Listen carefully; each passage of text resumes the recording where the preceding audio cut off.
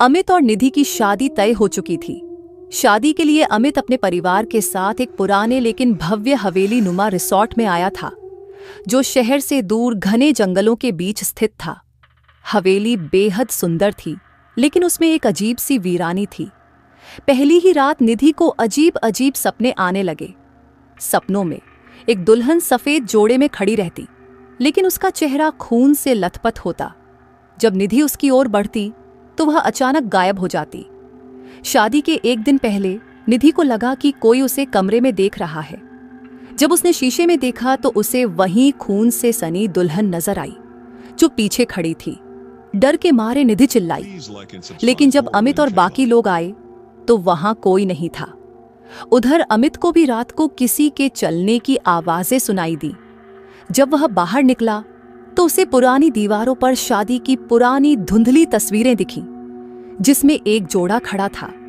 लेकिन अजीब बात यह थी कि दूल्हे का चेहरा धुंधला था, जबकि दुल्हन की आंखों से खून बह रहा था। अमित और निधि ने रिसॉर्ट के मैनेजर से इस हवेली के बारे में पूछा। वह पहले टालने लगा, लेकिन फिर डरते डरते बताया कि 50 साल पहले इसी हवेली में एक शादी हुई थी। दुल्हन का नाम रागिनी था, लेकिन शादी से पहले ही किसी ने उसकी हत्या कर दी थी। दूल्हे को कभी नहीं देखा गया और उसके बाद से यह हवेली श्रापित मानी जाती थी। अमित और निधि ने इन बातों को अंधविश्वास मानकर नजरअंदाज कर दिया और शादी की तैयारियों में लग गए। लेकिन शादी की रात जब फेरे हो रहे थे, तभी अचानक बिजली चली गई। पूरा मंडप अंधेरे में डूब गया। जब रोशनी वापस आई तो सबके होश उड़ गए। अमित के ठीक पीछे वही खून से लथपथ दुल्हन खड़ी थी। उसकी आंखों से खून की धार बह रही थी और उसकी डरावनी हंसी पूरे मंडप में गूंज रही थी। तुम ये शादी पूरी नहीं कर सकते, उसकी भयानक आवाज आई। अचानक हवेली की दीवारों से खून टपकने लगा। मेहमानों की चीखें हवेली में गूंज उठीं और हर तरफ अफरा तफरी मच गई। अमित और निधि किसी तरह हवेली से बाहर भागे, लेकिन जैसे ही वे मुख्य दरवाजे तक पहुंचे, अमित रुक गया। उसकी आंखें सुनी हो गईं। निधि ने घबराकर पूछा, क्या हुआ अमित? अमित धीरे धीरे निधि की ओर मुड़ा और हल्के से मुस्कुराया, क्योंकि मैं ही वो दूल्हा हूं जिसने 50 साल पहले रागिनी को मारा था। इतना कहकर अमित का चेहरा बदलने लगा। उसकी आंखें काली हो गईं और उसका शरीर हवा में उठने लगा। निधि ने डर के मारे चीख मारी, लेकिन तब तक अमित एक भूत में बदल चुका था। अमित कभी इंसान था ही नहीं। वह खुद एक श्रापित आत्मा था, जो हर 50 साल बाद अपनी शादी अधूरी छोड़ने वाली दुल्हन के साथ यह खेल खेलता था। उस रात हवेली में निधि की भयानक चीखें गूंजी और फिर हमेशा के लिए सन्नाटा छा गया। अगले 50 साल बाद एक और शादी के लिए हवेली के दरवाजे फिर से खुल गए। समय बीत चुका था और वह हवेली अब एक लग्जरी वेडिंग डेस्टिनेशन बन चुकी थी। भूत प्रेत की कहानियां पुरानी बातें हो गई थीं, लेकिन सच्चाई कोई नहीं जानता था। इस बार एक नए जोड़े, करण और साक्षी, की शादी यहां हो रही थी। दोनों को यह हवेली बेहद पसंद आई थी और वे इसे अपनी ड्रीमी वेडिंग लोकेशन मान चुके थे। लेकिन शादी की पहली रात ही कुछ अजीब हुआ। साक्षी ने अपने कमरे के आईने में एक पुरानी धुंधली तस्वीर देखी। तस्वीर में एक दूल्हा और दुल्हन खड़े थे, लेकिन जैसे ही उसने ध्यान से देखा, दूल्हे का चेहरा धुंधला था और दुल्हन की आंखों से खून बह रहा था।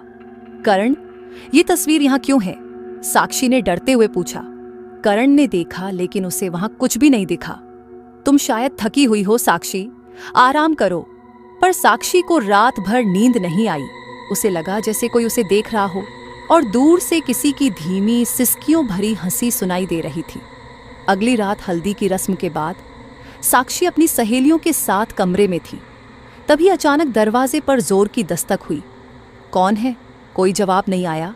जब उसने दरवाजा खोला तो सामने कोई नहीं था, लेकिन दरवाजे के नीचे से एक पुराना पीला पड़ा हुआ शादी का कार्ड रखा था।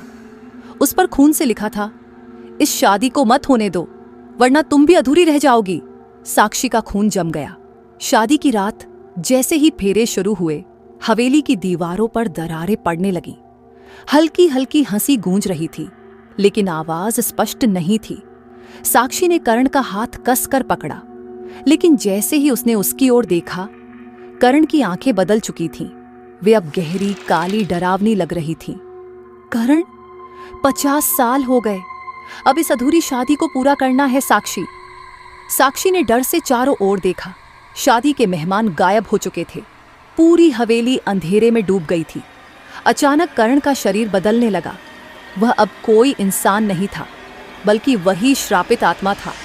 अमित, तुमने मेरी शादी तोड़ दी थी। साक्षी, अब तुम मेरी दुल्हन बनोगी। साक्षी की आंखों में खौफ था। तभी एक जोरदार चीख के साथ हवा में एक और परछाई उभरी। यह वही खून से लथपथ दुल्हन थी, निधि। तू फिर से किसी और को शिकार नहीं बना सकता अमित, निधि की आत्मा ने गुस्से से कहा।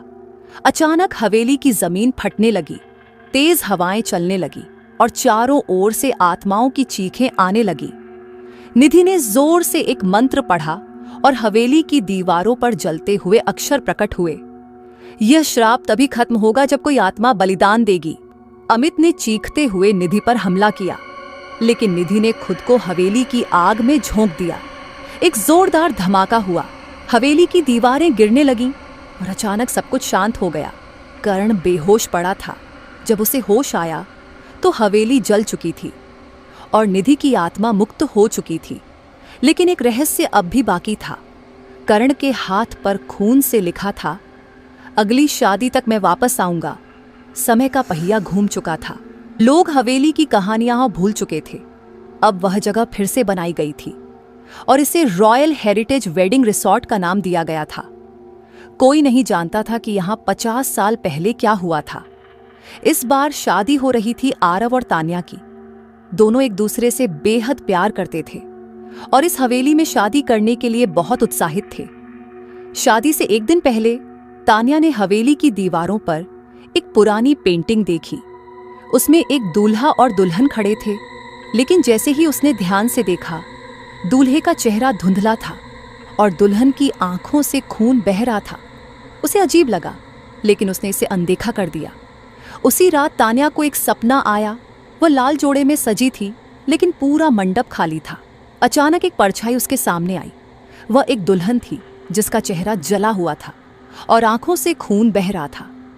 भाग जाओ, शादी मत करना, वरना तुम भी फंस जाओगी। तभी तान्या की आंख खुल गई। वह पसीने से भीगी हुई थी।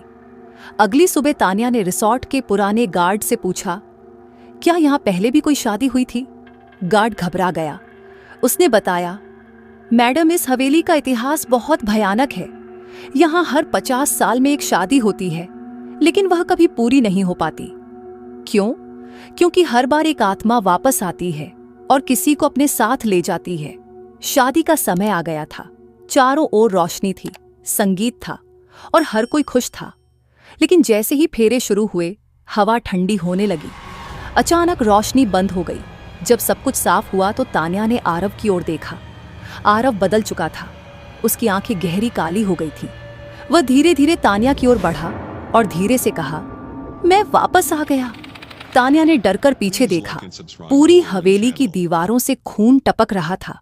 मेहमानों की जगह कंकाल खड़े थे। तभी हवा में एक और परछाई उभरी। यह वही खून से लथपथ दुल्हन थी। निधि, तान्या भागो, निधि की आत्मा ने चीखते हुए कहा। लेकिन तान्या के पैर जमीन से चिपक गए थे। अब कोई नहीं बच सकता, अमित की आत्मा ने जोर से कहा। हवेली हिलने लगी और एक जोरदार चीख के साथ आरव का शरीर हवा में उठ गया। नहीं, तान्या चिल्लाई, लेकिन बहुत देर हो चुकी थी। अमित की आत्मा ने आरव को अपने अंदर समा लिया और वह हमेशा के लिए गायब हो गया। सब कुछ शांत हो गया। हवेली फिर से वीरान हो गई, लेकिन हवेली की दीवारों पर एक नया नाम लिखा था। अगली शादी का इंतजार रहेगा। 50 साल बाद फिर मिलेंगे।